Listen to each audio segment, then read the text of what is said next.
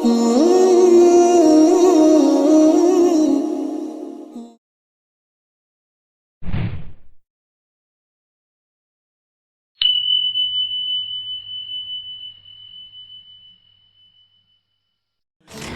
اللہ الرحمن الرحیم۔ رمضان المبارک کا احترام، رمضان شریف کی بڑی برکتیں ہیں، اس کا احترام کرنے سے کیا فائدہ حاصل ہوتا ہے، سماعت فرمائیں۔ حضور پاک سید عالم صلی اللہ علیہ وسلم نے ارشاد فرمایا کہ جو رمضان شریف کی آمد پر خوش ہو اس کے جسم کو آگ پر حرام کر دیا جاتا ہے۔ سبحان اللہ، یعنی جہنم میں اس کو جلایا نہیں جائے گا، جہنم کی آگ اس پر حرام ہے۔ سبحان اللہ۔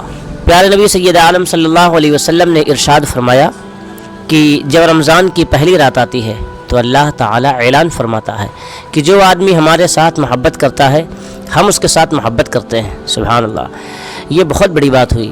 کوئی آدمی کسی سے محبت کرے اور سامنے والا کرے نہ کرے، مگر ہم اللہ سے جب محبت کرتے ہیں تو اللہ خود بھی محبت فرماتا ہے۔ سبحان اللہ۔ اور جو ہماری خوشنودی طلب کرتا ہے ہم اس کی رضا کے طالب ہوتے ہیں۔ سبحان اللہ۔ اور جو ہم سے اپنے گناہوں کی بخشش چاہتا ہے ہم رمضان شریف کے صدقے اسے بخش دیتے ہیں۔ سبحان اللہ۔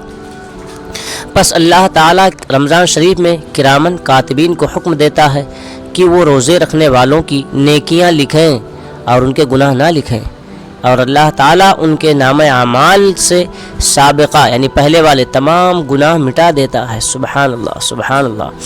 اللہ تبارک تعالیٰ کی رحمت دیکھیے، بندوں سے محبت دیکھیے۔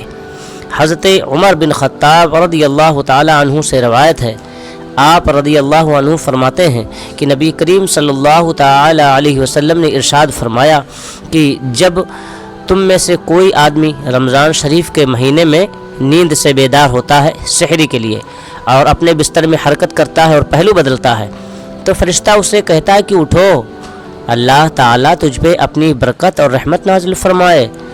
اور جب وہ نماز کی نیت سے اٹھ کھڑا ہوتا ہے تو اس کا بستر اللہ تعالیٰ کی بارگاہ میں عرض کرتا ہے، اے اللہ تعالیٰ اسے جنت الفردوس میں بلند شان والے بستر عطا فرما۔ سبحان اللہ۔ اور اس کے جوتے عرض کرتے ہیں، جب وہ اپنے بستر سے اٹھتا ہے اور جوتے پہنتا ہے تو اس کے جوتے یا چپل جو بھی پہنتا ہے وہ عرض کرتے ہیں کہ اے اللہ تعالیٰ اس کے قدموں کو پل صراط پر ثابت قدم رکھ۔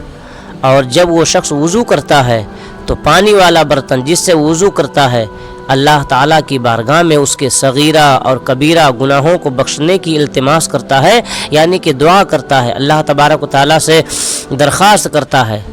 اور وہ جگہ جہاں کھڑا ہو کر نماز ادا کرتا ہے وہ جگہ اس کے لیے دعا کرتی ہے کہ اے اللہ تعالیٰ اس کی قبر کو وسیع فرما انتقال کے بعد، اور اسے اپنے نور سے روشن اور منور فرما۔ سبحان اللہ، سبحان اللہ۔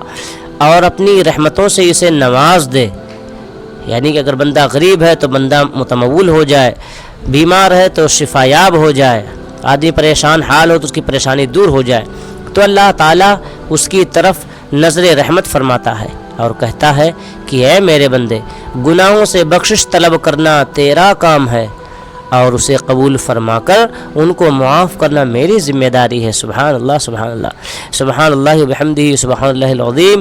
خدا کی رضا چاہتے ہیں دو عالم اور خدا چاہتا ہے رضائے محمد۔ بات اچھی لگے تو لائک ضرور کریں، اپنے دوست احباب کو بھی شیئر کریں، چینل پر نئے ہیں تو چینل کو سبسکرائب کر لیں اور ہمیں کمنٹ کر کے ضرور بتائیں کہ ویڈیو کیسی لگی۔ آپ کا میزبان دلشاد رضا رضوی، السلام علیکم۔